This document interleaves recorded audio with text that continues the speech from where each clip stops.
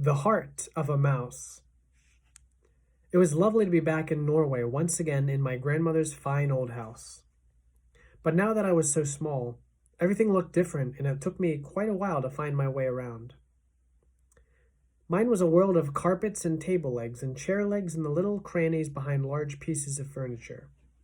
A closed door could not be opened and nothing could be reached that was on a table. But after a few days, my grandmother began to invent gadgets for me in order to make life a bit easier. She got a carpenter to put together a number of slim, tall step ladders, and she placed one of those against each table in the house so that I could climb up whenever I wanted to. She herself invented a wonderful door-opening device made out of wires and springs and pulleys, with heavy weights dangling on cords, and soon every door in the house had a door opener on it. All I had to do was to press my front paw on a tiny little wooden platform, and hey presto, a spring would stretch and a weight would drop and the door would swing open. Next, she rigged up an equally ingenious system whereby I could switch on the light whenever I entered a room at night. I cannot explain how it worked because I know nothing about electricity, but there was a little button let into the floor near the door in every room in the house. And when I pressed the button gently with one paw, the light would come on. When I pressed it a second time, the light would go off.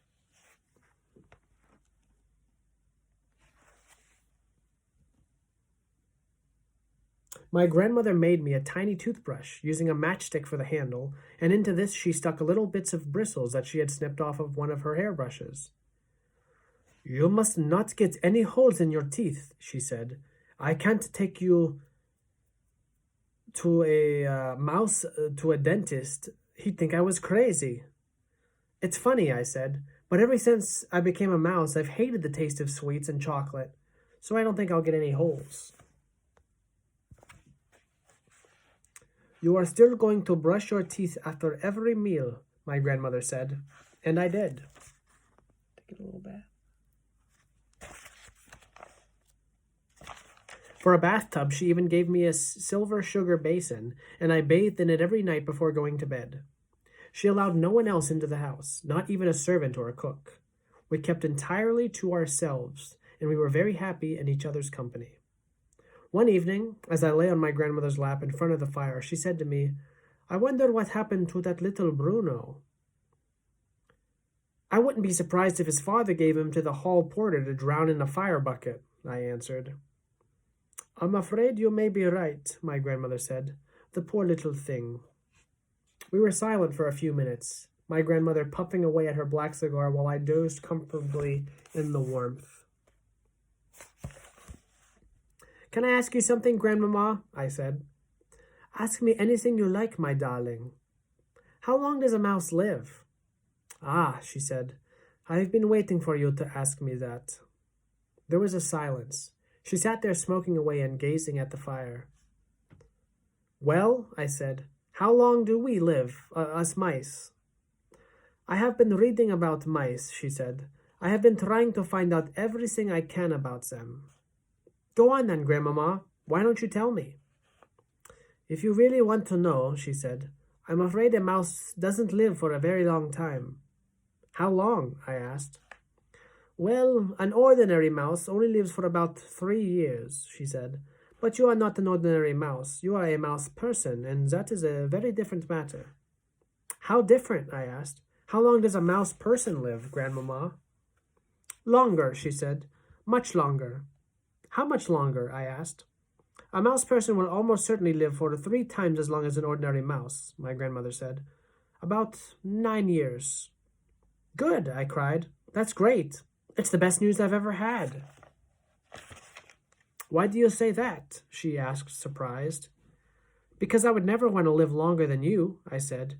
"I couldn't stand being looked at after by anyone else." There was a short silence. She had a way of fondling me behind the ears with the tip of one finger. It felt lovely. "How old are you, Grandmama?" I asked. "I am 86, she said. "Will you live another 8 or 9 years?" "I might," she said, "with a bit of luck." "You've got to," I said, "because by then I'll be a very old mouse, and you'll be a very old grandmother, and soon after that we'll both die together." "That would be perfect," she said. I had a little doze after that. I just shut my eyes and thought of nothing and felt at peace with the world.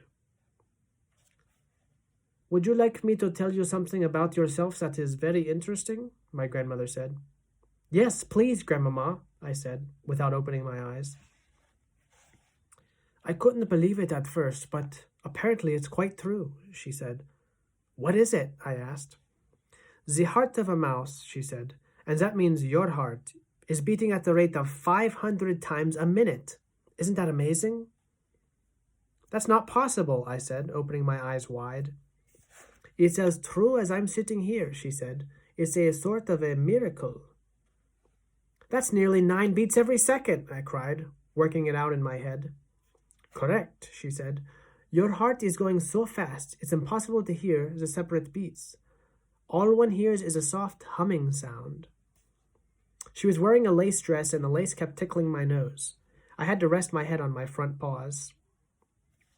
Have you ever heard my heart humming away, Grandmama? I asked her. Often, she said. I hear it when you are lying very close to me on the pillow at night. The two of us remained silent in front of the fire for a long time after that, thinking about these wonderful things. My darling, she said at last, are you sure you don't mind being a mouse for the rest of your life? I don't mind at all, I said. It doesn't matter who you are or what you look like, so long as somebody loves you.